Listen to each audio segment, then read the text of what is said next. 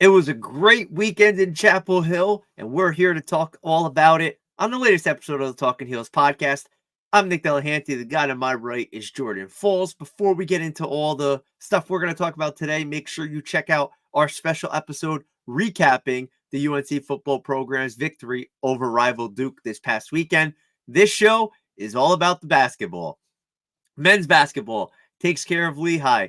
Women's basketball survives a scare from Davidson.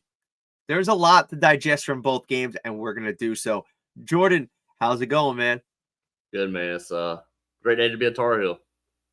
Oh, it absolutely is. And Sunday was, I don't know how to put it into words, but I felt like the sports gods said, you know what? You are not leaving your couch.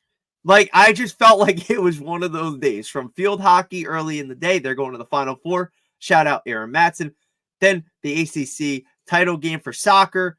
The men lose in a close one to Clemson, but you got to give them credit for how far they got. And then you had both basketballs. And to ruin my night, the New York Jets. So it was a pretty busy day on the schedule. It was a busy day. I was still kind of in a sleepwalking mood from a Saturday night's big win in football. So it looked like the Carolina women might have been sleepwalking after the win of the football game themselves, but they survived. The men's basketball team struggled early into the second half, and then put Lehigh away. So we'll dive into all of that today. Yeah, definitely. We're going to start on the men's side. We're going to go in order. Nothing too serious about it. We're going in order here. The men take care of Lehigh. Like Jordan just said, late into the second half, about that 10-minute mark, Lehigh was within single digits. But one thing that I really enjoyed and I liked about this win, number one, Lehigh's no joke. They're a solid team. They came in, and we talk about it all the time. When you come into the Dean Smith Center as a non-conference opponent, that's probably the biggest game of the year for most of these teams. So you're coming in with that we have nothing to lose mentality, and that's what Lehigh was playing. They were physical. They were giving Armando Bacot a lot of pressure in the paint. They weren't just letting him get what he got, and we'll get into him in a little bit. But they were able to pull away. And I don't know if last year's team would have been able to. Well, we talked about it after the Radford game, and Radford did a little bit of the similar things that Lehigh did as far as big game in the Smith Center for them, and they came in and made some tough shots. There were several three-pointers where there's hands in their face, shot clock running down, and they just made the shots. Now, in the second half, there were some open threes that needed to get cleaned up defensively, but even when they got down 11, they were down 51-40 with 15:50 to go, and then they went on a good little run to cut it back down to 5 with 11 minutes to go, or 13 minutes to go, and then cut it to 3 with 11 minutes to go. So the biggest difference from last year's team is it felt like last year's team would have lost that type of game. Same thing with Radford. Radford was in a close game with about 10 minutes to go, but we put them away and stretched out double digits. And once we stretched it to double digits, they didn't get close again. This Lehigh game, they got it to double digits, and then Lehigh came back and cut to 53-50 with 13:25 to go. But then Carolina stretched it out, and they're the more talented team. And they did what they're supposed to do, and then it went about 22. But it kind of is a little concerning to be close that late in the game with the 0-3 Lehigh team. But at the same time, this team is still trying to jail. Oh, absolutely. And you look at this game, and let's be honest, the offense came from 3 players. You look at Armando Bacot, who had his 70th double-double of his career.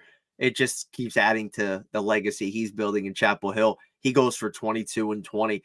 RJ Davis has a really nice shooting night. He goes for 22. Harrison Ingram gives him 15. Then everybody else seemed to struggle a little bit. Elliot Cadeau had a couple of open shots that he didn't make. I expect him to make them as he goes along, but it kind of showed that Lehigh kind of set the blueprint for when he's on the court. They're daring him to shoot. And we saw it earlier. He settled for a couple of threes, and then he dribbled in a couple of steps, and he was knocking down the mid-range. And then you look at guys like Cormac Ryan, who didn't necessarily have it shooting the ball. Paxton Wojcik really wasn't much of a factor offensively. If they want to be that good of a team that they think they could be, and the potential that they have, they're going to need more than those 3 guys to step up and score the basketball. Yeah, Bacot, I mean, you mentioned 22 and 20. third 2020 game of his career, and that's just dominant. Rebounding, they did something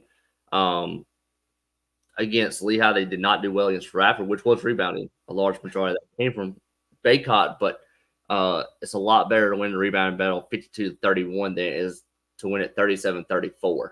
And Radford is a better team than Lehigh, I believe, will be over the course of the year. But they did not rebound well at all against Radford, and part of that is effort. And Hubert Davis has preached that, and it felt like it kind of the message got to the Tar Heels for this game. And again, Baycott was a large part, but Ingram with 7, RJ with 4, Zayden High with 5, Withers with 3. You mentioned it last game. You're okay with Baycott getting the bulk as long as you have 5 or 6 other guys with 3 to 5, 6 rebounds, and that's what happened yesterday. And obviously, when you have your 2 big guys in Baycott and RJ Davis, your 2 leaders going for 22, you're going to have success winning the game. Yeah, and one of the biggest things that this team is going to have to understand is when Armando is off the court and you see Hubert Davis not trying to limit his minutes, but they're more willing to kind of give him a break and give him a breather. I don't know if it's just because they feel like early on in the year they want to ease him in or they want to keep him fresh, but you could tell there's a big difference when he's on and off the court, especially with rebounding. And when he's off the court, those other guys are going to have to step up and get the job done. And that's something that, you could lose sight of that because you always think, okay, Armando's there, he's going to get the rebound. He can't get every rebound. He's tried. He's in the box. He tries, but eventually you're going to have games where he's playing against bigger bodies and it's going to be tough to get 15 rebounds. He's not going to be able to do that every night. So it's going to be guys like Ingram and Ryan and even RJ Davis, who's a above average guard for rebounding. They're going to have to all help out. There was a play, and I don't know if it was in the first half or early second half, but there's a play. There's nobody under the basket to get a rebound on the defensive end except Patson Wojcik, and Baycott comes flying from the 3-point line and knocks Wojcik out of the lane to get the rebound. Like, Baycott's just going to get every ball. And if he's a Paxson definitely said, let's not do this again, guys. I got a gash on my forehead. Like, let's not do this again. Right, exactly. So, I mean, it works out. If Baycott's going to do that, obviously there's going to be times when he's not in the game, so everybody else needs to step up. I think another factor yesterday that I think a negative factor coming out of the Radford game, I believe there were 18 assists on 32 made baskets in the Radford game. And for the game against Lehigh, we had only 11 assists on 31 made baskets. So, and still 10 total turnovers. So your assist to turnover ratio is pretty much that 1-to-1 mark, and you want that to be closer to 2-to-1. And Cadeau didn't have as good of a day. He had 0 assists. We've talked about that. And I think that's just some growing pains from a reclassified high school senior that he will learn and he'll get better. But also comes down to other people making shots. I mean, nobody else really shot well except for, you mentioned it, Ingram, Baycott, and Davis. Ryan, 2 of 7. Withers, 2 of 5. Cadeau, 3 of 8. Nobody else really took many shots either. Nobody had more than 1 shot, it looks like, from the rest of the team. So, or Wojcik had 2. So, you had 67 total shots, and 39 of them were from Ingram, Baycott, and Davis, and 7 more from Ryan. So, need to start spreading the wealth more. I feel like they did that better in the first game than they did the second game. I don't know if that was because they were tight there in the second half in a 3-point game. Is they're like, hey, let's feed our key players in Ingram and Baycott and Davis. And Ingram had a good stretch where he had a drive to the basket and hit a 3 for a nice 5-0 spurt there. So definitely need to get everybody else involved though. Yeah, you got to get guys like Wojcik a couple of open shots and guys like Ryan. The thing for me is Hubert Davis continues to mix and match, and I really enjoy seeing the different lineups because it gives you a little bit of a sample size as to what works and what doesn't work. And yeah, what works today might not work tomorrow and vice versa. But you're starting to see a couple of things that when the Tar Heels have a certain lineup on the floor, they're better off. And one of the lineups that I really particularly didn't like was the lineup with Seth Trimble and Elliot Cadeau on the floor together. Now, nothing against the two of them. Seth is very good defensively, but it puts you in a predicament where you're essentially running two guards that aren't primary scorers on the floor at the same time. Cadeau, I love seeing him with RJ Davis on the floor. I love when he's on the floor with the veterans because he can facilitate and he doesn't have to necessarily be the star. And that's what I feel like he was trying to do a little bit early, like get his shot up, and he doesn't have to necessarily do that. But that lineup, it's basically saying, okay, our guards aren't going to score. Let's let the other team clog the paint. And we struggled in that area. The other area was you cannot have RJ Davis and Armando Bacot off the floor at the same time. Yeah, That's one thing that I don't understand. I don't like that at all. And again, it's early. He's going to mix and match, and maybe that's something he saw yesterday. He's like, all right, can't do that in conference play. You might try it again on Friday night against UC Riverside and say, hey, let's give that other group a chance without RJ and Bacot, see if they can figure it out. But if they can't, then that's something you'll see against Duke or Virginia or Miami. Hey, can't have that lineup combination off the floor. I think Cadeau could become a scorer, and it could help that Cadeau Trimble combination, where if Cadeau can be your primary guard scorer in that situation. I know he is a pass first guy, but he has the talent. He showed it at live action where he can knock down shots, and we haven't seen it in a game yet this year. But I do think he will grow into that if we need him to. Like if he can turn it on, turn it off. And I know it's hard to do as an athlete, especially in the middle of competition.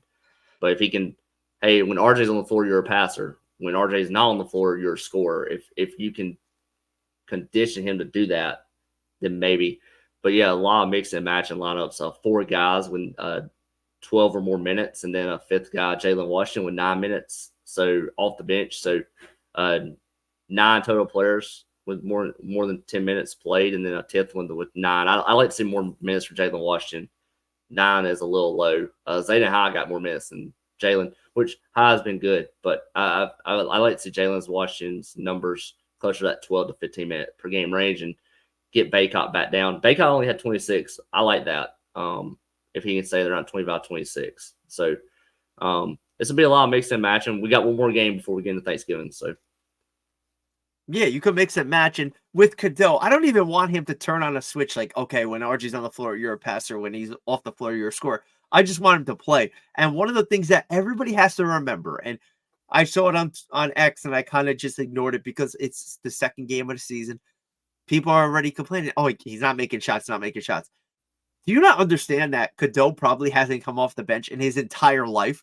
Like the kid has probably he's probably never done it. And it's something that it is an adjustment, and you have to be wired that way to do it. There's some guys that just haven't had that experience, and Cadeau's one of them. So when you're him and you're sitting that first 4 or 5 minutes of the game, you got to get into that groove too. And people have to understand it's going to take time for him to gel. He is talented. I love watching what he brings to the table. I am not even worried about him because I think that over time he's going to develop into that, and he gets it. He's going to understand that. But for now, we're going to have to go through the growing pains, and it's going to be frustrating. But when he does get on track, it's going to be a beautiful thing to watch. And like you said, more Jalen Washington. I want RJ on the floor with Jalen Washington. When Armando's off the floor, RJ should be tied to Jalen Washington. The only way he's not is if RJ's in foul trouble. And hopefully we don't get to that point. And then when you bring Cadeau in, give him the luxury of having Armando down in the paint. Let him work with Armando because Elliott could drive. And it's a beautiful thing when he drives to the basket. He gets Armando so many open looks. And let's keep driving that and feeding that because Cadeau is an excellent passer and Armando's an excellent finisher. You put them together, it's a nice recipe. Yeah, Cadeau has said, I think he said after the Radford game that he has never came off the bench in his life.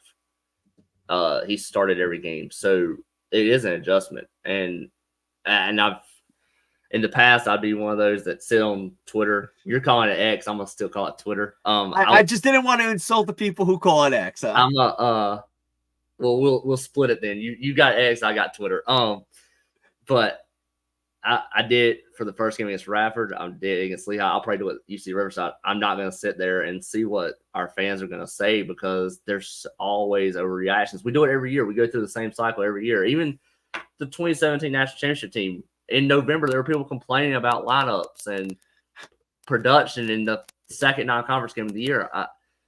we can't go through the same cycle constantly. It takes time, and we always thought Roy Williams, his best teams got better in February and March, and that's when you play your best basketball. You don't want to play your best basketball in November because you can't sustain that for 6 months. If you want a shot at a national championship and hang in a banner, you do not want to be the best team in the country in November.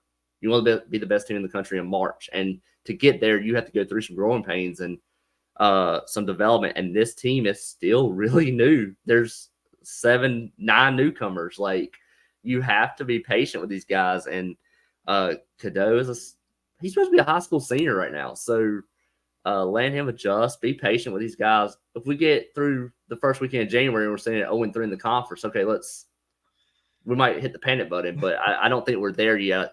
There's still room to grow, and we can pick out flaws. And you have overreactions article on Keeping It Hill after the Radford game. I think that was pretty spot on, but they're overreactions, and they're things that we shouldn't be concerned about right now. And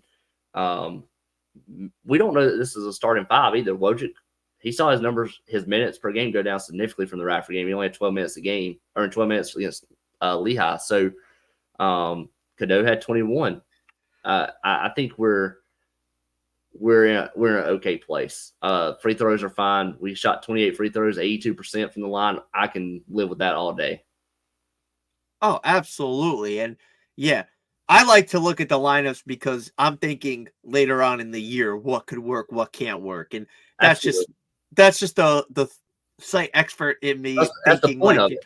yeah, you know what you're thinking, what could I see down the stretch? Like, is this lineup going to stick? And I like that Hubert Davis is mixing and matching. I love it because it is now where you get that opportunity to figure out what is going to work for your team, what guys fit well together. And if they weren't mixing and matching and he was sticking with the Iron 5, I would be mad. I would be. And I'm not even going to lie. So to see all these different guys, and it just goes to show the amount of depth that this team has. Like Jalen Washington, like you said, is not a 9-minute per game guy. Zayden High is not a guy who is a 10-minute per game guy. They have so much depth and talent that some guys are going to have to play a lesser role, but when they do take the court, they make an impact, and that's the beautiful thing about it. Like, you could go down the list of the main rotation guys. Everybody seems to have their niche and what they could bring to the table, and you just look at it, you're like, okay, they have a lot of depth. Hubert Davis could go with the hot hand. Hubert Davis could go with the lineups that work at the time. There's going to be a lot of this mixing and matching, and we're just going to have to see how it plays out. Yeah, I tweeted after the Radford game, and it stays true against Lehigh. It's not been a good 2 games for the Hubert doesn't sub crowd. Oh yeah, they're punching air right now. They're like, what can we complain about with Hubert right now? Because I mean, the fans want to find something to complain about. Well, there isn't much. If you want to complain about something, it's probably the 3-point shooting, but he's not out there shooting the shots. The players have to make them, and that's probably my biggest complaint from the Lehigh game is 5 of 17 and 29% from 3. But again, when Cormac goes 0-3 and Cadeau's 0-3, well, that hurts. And Cadeau ended up stepping in on that one mid-range jumper, and probably like to see him do that more, maybe not shoot as much from 3. And teams started to, I don't know if you noticed this during the game, but Lehigh started to sag off. Like, they were daring Cadeau to shoot the 3.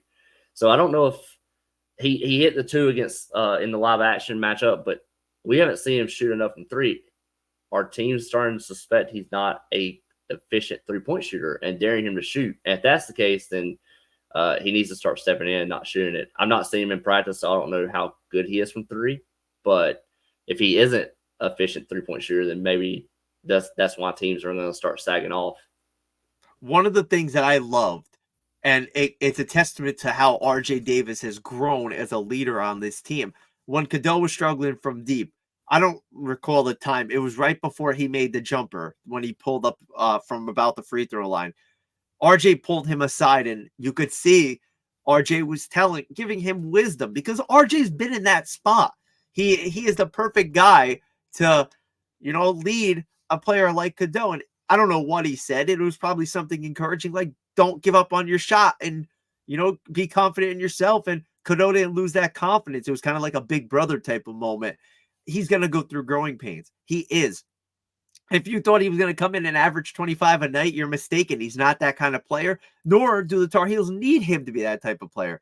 But if teams are going to dare him to shoot, I think he's going to prove that he can knock some shots down. And it's just an early season fluke as he transitions from being a starter his entire life to being this rotation guy who comes off the bench and plays a big role in that capacity.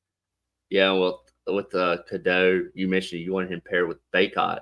He's going to have to knock down shots to let Baycott be efficient, because if he doesn't, they are going to sag off, and then they're just double team Baycott and dare Cadeau to shoot the three. And if he beats you, he beats you. But I think teams are more worried about Armando Baycott than they are LA Cadeau. You're worried about the 50 or 24-year-old who's played for 5 years than a high school senior that's playing college basketball. So the biggest difference in the game was free throws, and Carolina didn't foul a lot, and that's a testament to the Carolina haters. Be like, oh, Carolina gets all the calls, but when you're bigger than our team, they're going to foul you more than you foul them, and Carolina did a good job. 28-4 on free throws is a ridiculous number. But let's just talk about this for a second. Was it just me, or did the referees let a lot go in this game? They let a lot go. A lot. For sure. But then they also caught a lot of Lehigh, 28-4. But Carolina made their free throws, and that's something they didn't do a lot last year. No, that's so true. But the one very questionable decision that I have to bring up before we kind of transition to the women's game. What was Seth Trimble thinking trying to dunk on that center? Well, he had that block right there too, or right in that spurt too. So maybe he thought, oh, well, I'm going up to get a block. I got the hump. I got the hops to dunk on the center too.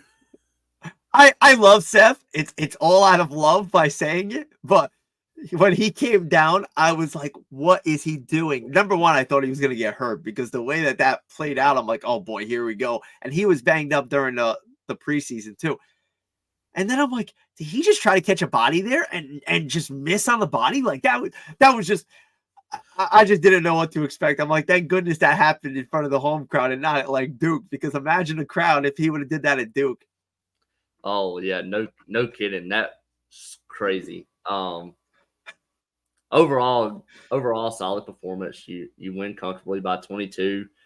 Had a Duke fan on Twitter saying that we were struggling with Lehigh, and yeah, it was close late, but it's not a conference second game of the year. We didn't lose to Arizona on Friday night, so go Caleb Love. Caleb Love shut out. So I mean, and they have some struggle history with Lehigh, so I don't think they need to be talking about us struggling with Lehigh in game 2. They just had a rough weekend all around from Friday night to Sunday night. They were salty in Durham. I don't even think we struggled with Lehigh. I just think Lehigh played a good basketball game. Like for the first 30 minutes of the game. They shot well. They were 13 of 33 from 3. I mean, 42 of their points were from 3-point range. They were shooting the ball extremely well. We know when people come into the Dean Dome, they become Stephen Curry. It doesn't matter. It's their best game of the year. You have a guy come in that didn't make a 3 his entire career, and he shoots 6 of them against Carolina, and it just happens. And they can be guarded or unguarded. He's going to make them. But they had 26 made field goal attempts, and 13 of those were on 3-pointers. Like, yeah, so it wasn't like we played poorly. Like, yeah, we didn't shoot the ball well from 3. They didn't play poorly at all. I thought they played significantly better than what we would have expected them to play, especially this early in the year. This early in the year, you take away just 3 of those 3-pointers, and it's all of a sudden a 30-point blowout. So and Lehigh shot really well, and credit to them, and we'll see more of that. I think you'll see, at least in the non-conference, you'll see teams come into the Smith Center and shoot well, especially these low mid-majors, which I think there's only 2 mid-majors coming into the Smith Center the rest of the non-conference. That's how tough the schedule is about to get. So props to Lehigh for playing well, but I didn't think Carolina struggled. Yeah, I didn't either. And I'd be the first one to say if they struggled. I didn't think they struggled whatsoever. Armando dominated. RJ looked phenomenal with his shot. If Cormac Ryan gets going and makes a couple of threes, like you said, it's a different game. This team hasn't even fully gelled yet. And when they do, it's going to be scary because you have a guy like Ingram, who's the X factor. You have a guy like Ryan. I bring him up a lot because I think what he brings to the table is so important. And you played a good quality opponent, and it helped you because next week the schedule is getting tougher, and they got to be ready for it. And these kind of tests are good for a team like Carolina. I think it's a testament to how deep this team is when we talk about players. You're obviously you got RJ and Baycott, but you're like Ryan, Ingram, Withers, Cadeau.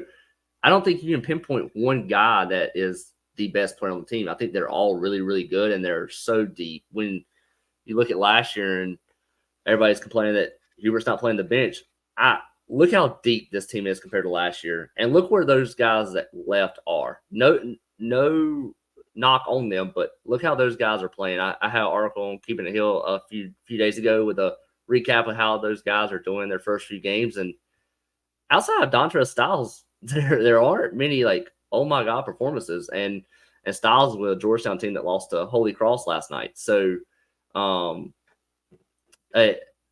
this team is just so much more talented and deeper than last year's team was, and even look at Caleb Love. He beat Duke on Friday night, but he didn't have a great performance. He made some clutch free throws, but he's still taking shots that he's not making. They're probably not efficient shots. He had 3 at the end of the first half that he even said was a ridiculous shot that probably shouldn't have gone in verbatim. I'm not going to quote exactly what he said, but he knows what it was. And I love Caleb Love, but I think this team is better off without him. Yeah, and you know what? It's fair to say, obviously, we all wish Caleb the best because what he did for Carolina in his 3 years, he played his heart out. Absolutely. Nobody is ever going to question the amount of effort that Caleb Love gave this program and everything that he did. But it's also fair to say that Caleb Love is still the same player that struggled a little bit shooting the basketball at Carolina. And he showed it at Duke. It wasn't his best shooting night whatsoever, but when he's hot, he's one of the best players in the country. When he's cold, he's a liability on the court. And this team, and last year especially, they were a liability all around, and he gets a lot of the brunt of it. And he doesn't deserve that. It was a whole team effort. But again, it goes to show you that, like, you know what?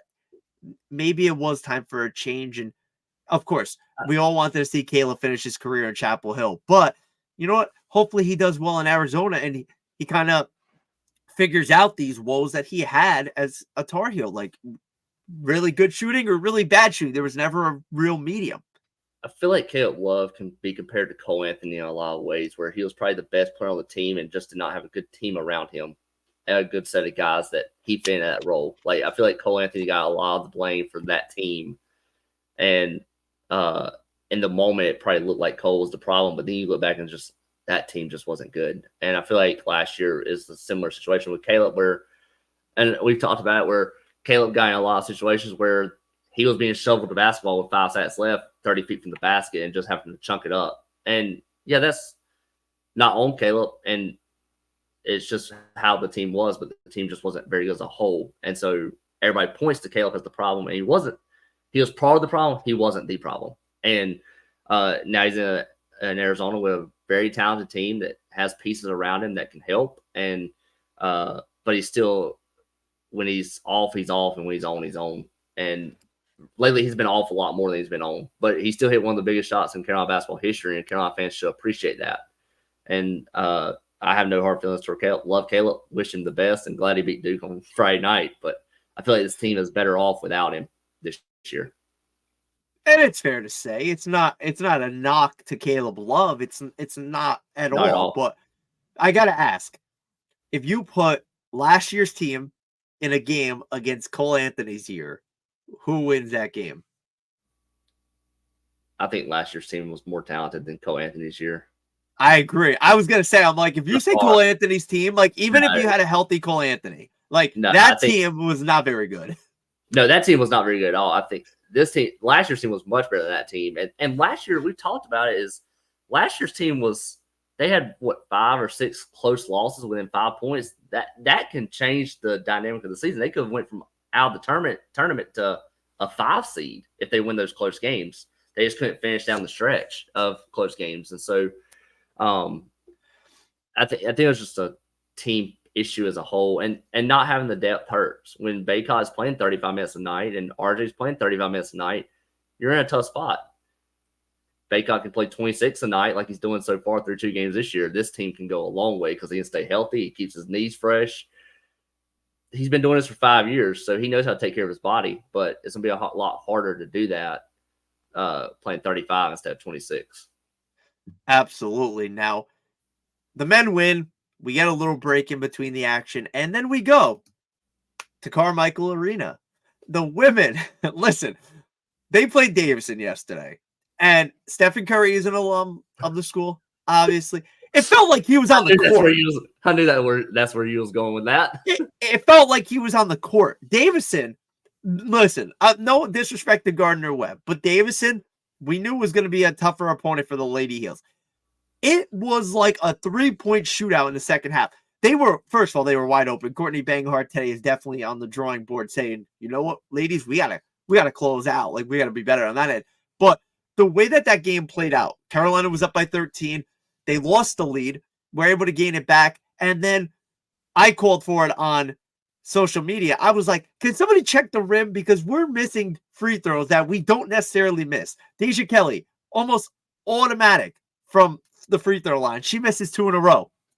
Lexi Donarski misses a couple. They had a couple of key players that you just don't expect to miss, and they were so good early on from the free throw line, and then all of a sudden it just changed. But thank goodness for offensive rebounding and Alyssa Utsby and Maria Gokten enforcing their will down in the paint.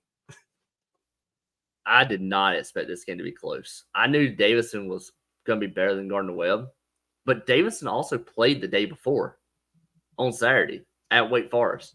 And they beat the Demon Deacons 57-52, which is a testament to how good Davidson is. They're being an ACC opponent. But I expected them to be wore out from that game with two days in a row games, or 2 games in a row. But, yeah, Carolina, Davidson, similar situation to Lehigh. I mean, 10 3-pointers made. They only made 24 total shots. Like you said, shot lights out, and then Carolina free throw struggles 65% from the line. 17-26, just that can't happen. Got to make your free throws down the stretch. So there's a lot to work on. Closing out defense, turnovers again, 11 turnovers, only 13 assists for the Tar Heels. 13 assists on 26 made shots is good, but turning the ball over is not. And the thing that gets overshadowed in this game, I feel, is how good Deja Kelly was. And we talk, she has a lot of great games as Tar Heel. We know this, but the way that she was able to not only get her own buckets, but facilitate as well. I believe she had 7 assists in this one, and it probably could have been more. She was incredible. She's understanding that as a leader on this team, yes, she's going to get her baskets. She's a proven scorer, but she draws so much attention, and she's making that extra pass, and it's just going to help this team tremendously. And kind of similar to Hubert Davis, I don't like the lineup with Utsby and her out of the lineup together. I think that's something that as time goes on, you're not going to see, especially with Alyssa staying out of foul trouble. That's huge for this team. But when Deja's on the court, it just feels like such a different kind of chemistry because she's leading the way. Even if she's not bringing the ball up, it's kind of like she's the X factor. Yeah, 7 assists for Deja Kelly to just 2 turnovers. So while the rest of the team was turning the ball over, Deja was facilitating, like you said, and I'll take almost a 4-to-1 ratio on assist to turnover every day of the week. So just got to make those free throws down the stretch. I mean, 6 of 10, and she missed quite a few down the stretch. Alyssa came up huge with some offensive rebounds, like you mentioned there at the end of the game. Carolina being matched with Davidson on the boards, 34-34. That's kind of shocking. Very shocking, but you also have to remember, no Anya Poole dealing with a little nagging injury. I could tell you from a reliable source that it shouldn't keep her out much longer. She should be ready to go Wednesday afternoon when the Lady Tar Heels take the court again. We'll wait to see. No Tioni Key again. They got Kayla McPherson back. She was limited, but her presence is good to have back. The one thing that you have to look at this game, the presence of Maria Gokten, too, in the post. It felt like Davidson was a little reluctant to go in the post when she was in there because she's physical. There was a play they checked if there was on purpose contact. I don't even know what they called it, where she kind of like elbowed the girl on accident. Clearly, it wasn't her trying to elbow her, but they checked it anyway. she's just a physical force. And I think that they were just like, you know what, we're not going to mess with her. We're just going to stick out here. We'll do our Stephen Curry, bang it from three, just, have fun from the arc. And at that point, what do you rebound? Well, that's how lower mid majors beat these high power programs. Is you shoot better from three. Threes are worth more than twos, and so that helps. But yeah, some rim protection from the heels. Gotten with 2 blocks. How about Alyssa with 3, and then Navarre had blocks. So 6 total for the game, and Gotten providing a presence down low and shooting well too. 6 for 8 from the field and 15 points. That goes a long way. Oh, it absolutely does. And the thing that I love about it, they were able to sustain the game. Like, you lost the lead. It happens. They got hot. They want to run, but they didn't fold. And that's something that a lot of teams, if you watch a lot of college basketball, nobody's safe. Everybody is prone to lose. And early on in the women's side, a lot of these teams are losing games. And it's not something that's a shock at this point.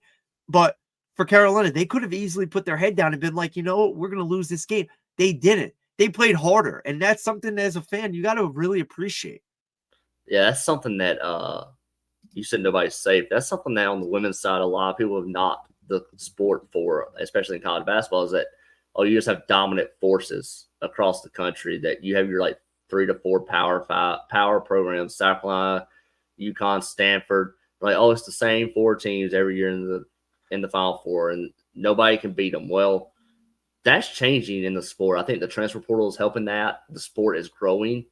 The parity is getting closer, and you see that this week with teams losing. Colorado beat LSU on opening night.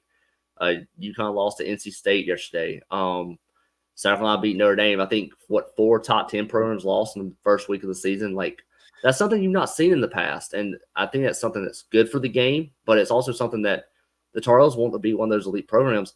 They have to be on alert every night as well. They're not safe. And that's something I think Courtney Bainhart will tell her team, like, hey, look, everybody's beating teams. So, like, you're one of those teams that has a target.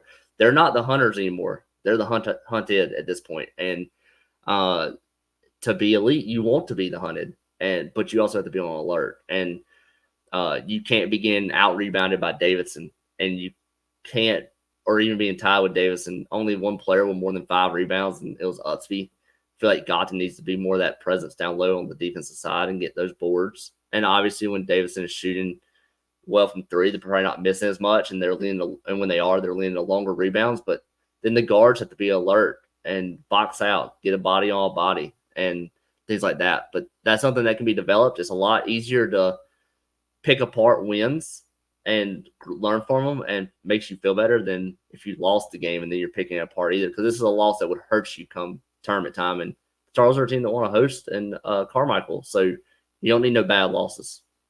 No, you really don't. There is one thing that I am going to ask of my favorite coach, Coach Bainhart, and I just listen. I know we're 2 games into the year, and I know that a lot is going to change, and I get that, but I'm going to request a starting lineup change. And listen, okay, I have no problem with Renaya Kelly. I think she's going to be fantastic for this program, what she brings early on. But I would like to let her get her feet wet off the bench, kind of like Elliot Cadell. And who am I putting into that 5th starter spot? Paulina Paris. Paulina Paris. I need the duo of Kelly and Paris in the backcourt to start the game. Paulina's playing. I thought you were saying Kelly out. No, Deja, not Renaya. Come on, man. You kidding me? If I took Deja out of the starting lineup, I should never talk about Carolina athletics ever again. Like, I would just be like, listen, so that's it.